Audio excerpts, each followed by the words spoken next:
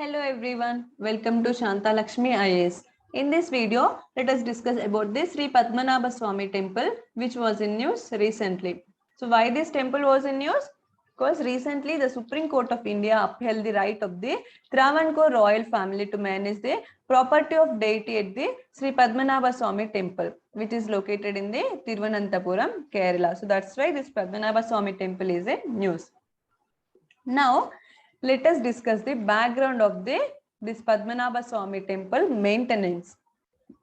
Before 1947, all the temples under the princely states of Travancore and Cochin were under the control of the Travancore and Cochin Devaswam boards. And in 1949, instrument of accession was signed between the princely states and the government of India. Then the administration of the Padmanabha Swami temple was vested in the trust of the ruler of the Travancore. And in 1956, the Kerala state was carved, but the temple continued to be managed by the erstwhile royals only. And in 1971, the privy purses to the formal royals were abolished through the 26th Constitutional Amendment Act, which stripped their entitlements and privileges. And in 1991, when the last ruler of Travancore, that is Chitira Tirunal Balarama Varma, passed away, his brother Uttradam Tirunal Martanda Varma took over the temple management. From then, the devotees who moved the courts, which is leading to a long drawn legal battle. And however, the royal family continued to manage the affairs of the Sri Padmanabha Swami temple till the High Court in Kerala High Court in 2011 ruled that the family cannot continue to exercise Shebaith rights. And what the court said? The court had ruled that the successor to the erstwhile royals could not claim to be in control of the Sri Padmanabha Swami temple after the amendment of the definition of ruler in the Article 366 of the Constitution. And the definition of ruler was amended by the 26th Constitutional Amendment Act 1971. And what's this Article 366 says? It says the ruler means the prince, chief or any other person who at any time before the commencement of the 26th Constitutional Amendment Act 1971 was recognized as the ruler of an Indian state or was recognized as the successor of such ruler.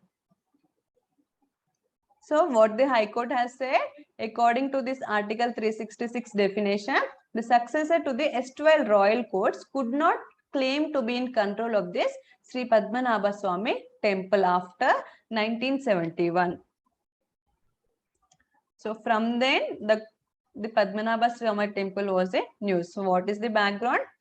In 1947, the temples were under the control of Travancore and Cochin Devaswam boards. In 1949, instrument of accession was signed and the temple was vested in the trust of the ruler of Travancore. From then, it was in the ruler of Travancore only. In 1971, privy purses was abolished through 26th Constitutional Amendment Act. In 1991, the last ruler of Travancore, that is Chitira Tirunal Balarama Varma, passed away, and his brother Uttradam Tirunal Martanda Varma took the temple management. And from then, the legal battle has started. And in 2011, Kerala High Court has restricted this Uttradam Tirunal Martanda Varma from the control of this Sri Padmanabha Swami temple according to the Article 366 of 26th Constitutional Amendment Act regarding the definition of the ruler.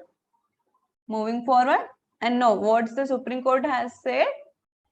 The Supreme Court reversed this 2011 Kerala High Court judgment, which had directed the Kerala government to set up a trust to control the management and assets of the temple. And the Supreme Court has said, as per the customary law, the members of the royal family will have the Shebaith rights even after the death of the last ruler. So the Supreme Court has said, as per the customary law, the royal family, members of the royal family will have this Shebaith rights. We'll see later what is this Shebaith right means, even after the death of the last ruler. And for the purpose of Shebaith rights, the definition of ruler would apply and would transfer to the successor. So the Supreme Court has said, as per the law, the members of the royal family will have the Shebaith rights even after the death of the last ruler. So even after the death of the last ruler, that is Chitira Tirunal Balarama Varma, their members, that is his brother Uttradam Tirunal Martanda Varma, can have the Shebaith rights. That is according to the definition of the ruler of Article 366. So this is the judgment of the Supreme Court. And what is the Shebaith mean? Shebaith mean any person who serves and supports the deity and manages properties like temple or land which is vested with the deity. The expression Shebaith commonly used in Bengal is derived from seva, which means service. It is nothing but means who Shebaith means one who renders seva to the idol or the deity. So now the Supreme Court has ruled in favor of the Martanda Varma. Now Uttradam Tirunal Martanda Varma, he now can manage or control the affairs of the Sri Padmanabha Swami temple. So this is this is all about the Supreme Court judgment, High Court judgment and the case of this Padmanabha Swami temple. Now let us discuss the Padmanabha Swami temple.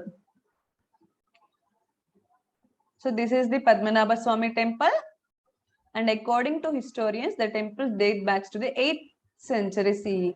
8th century, but the present structure was built in the 18th century by the Travancore Maharaja Martanda Varma. And the temple was initially made of wood, but later it was constructed with granite. It is situated in Thiruvananthapuram, Kerala, and the temple is built in the unique Chera style of architecture. And who is the main deity of Padmanabha Swami temple? It is Lord Vishnu, who is found in the Ananta Shayana posture on Adishesha.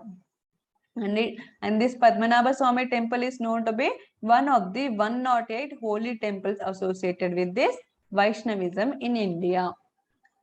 So this Padmanabha Swami temple is constructed in 18th century by the Maharaja Martanda Varma, built in the Chera style of architecture, and the dedicated deity is the Lord Vishnu and in the Ananta Shayana posture. And it is known to be one of the 108 holy temples associated with Vaishnavism in India. So with this, we'll end this session here. If you like, please like and share. Thank you.